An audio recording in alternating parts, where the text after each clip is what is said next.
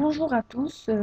Donc aujourd'hui, je vais vous faire un petit exercice qui concerne la génération d'une table ASCII.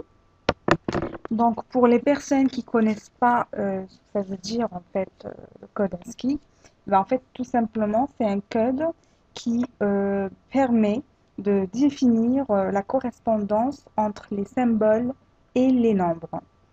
Et en fait, sachant que un ordinateur, c'est tout simplement une grosse machine à calculer. Donc l'ordinateur, il ne sait pas faire autre chose que des calculs. Donc il ne peut pas interpréter les textes. Donc c'est pour ça qu'il existe plusieurs codes, tels que le code d'ASCII et le code Unicode, etc. Mais il faut savoir que le code ASCII, c'est le code le plus utilisé sur la plupart des ordinateurs. C'est en fait c'est un standard américain. Donc voilà, donc pour commencer, on va tout simplement commencer par créer une table.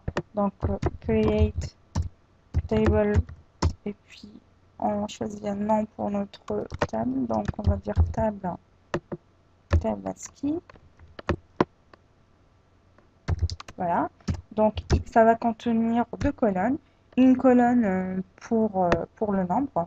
Donc voilà. On va nommer la première colonne, ça va être nombre de chiffres entiers, parce que ça va être un entier. Et puis la deuxième colonne, ça va être le symbole, donc qui correspond. Symbole, donc de type caractère. Sa taille, on va choisir juste un parce que ça va pas être énorme. Donc là, c'est pour les personnes débutantes, c'est la création, excusez-moi, donc création de la table. Ensuite, on va déclarer une variable x. Donc, pour déclarer la variable x, donc, il faut utiliser déclare. Donc, déclare la variable x. Donc, les variables, elles sont tout le temps précédées par un arrobase. Donc, déclare, donc on donne le nom de la variable et puis son type. Donc, ça va être un entier. Ensuite, on va l'initialiser. Donc, set, on utilise set pour initialiser. Donc, on initialise notre variable x à 0. Je vais quand même rajouter quelques commentaires. Donc là, c'est la déclaration de la variable x. Là, c'est l'initialisation. L'initialisation de la variable x à 0. Ensuite, on va utiliser une boucle while. Donc, while, bon, ça on peut dire aussi tant que. Donc, tant que notre variable x est inférieure ou égale à 255, on va faire un traitement.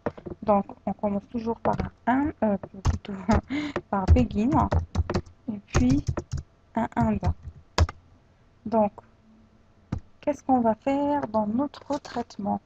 Ben, on va tout simplement insérer, donc on va écrire insert into notre table, donc table ASCII. Qu'est-ce qu'on va insérer dans notre table? On va insérer tout simplement notre variable x, donc on met select, notre variable x, et puis on va utiliser une fonction qui s'appelle char, qui est en fait une fonction qui permet de convertir un entier en chaîne de caractères. Donc, char, et puis on met ce qu'on veut convertir. Donc là, on veut convertir notre nombre qui est dans la variable x. Donc, on met notre variable x comme ceci. Et puis, on va incrémenter notre variable x par 1. Comme ça, on va passer donc de 0 jusqu'à 255. Donc, on met 7, notre variable x, qui va être incrémentée par 1. Donc, x plus 1. Voilà, tout simplement. Donc, je vais rajouter quand même des commentaires. Donc là, c'est on utilise donc char, c'est une fonction de conversion. Vous pouvez regarder ça sur internet pour plus de détails. Et puis là, c'est l'incrémentation. Donc incrémentation de la variable x. Voilà. Donc, et enfin, pour finir, on va faire select étoile from et notre table. Voilà, comme ça on pourra voir le résultat. Donc on exécute.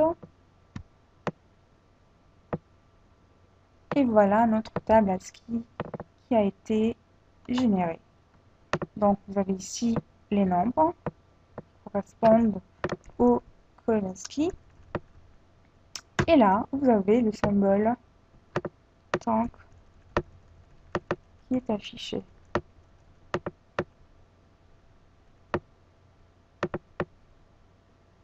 Voilà, donc là vous avez tout. Par exemple, l'arrobase, elle est représentée par le nombre 64. Le point d'interrogation est représenté par 63. Le A est représenté par 65, etc. Donc voilà, je vous remercie d'avoir regardé la vidéo. Et puis si vous avez des commentaires ou des questions, n'hésitez pas. Au revoir.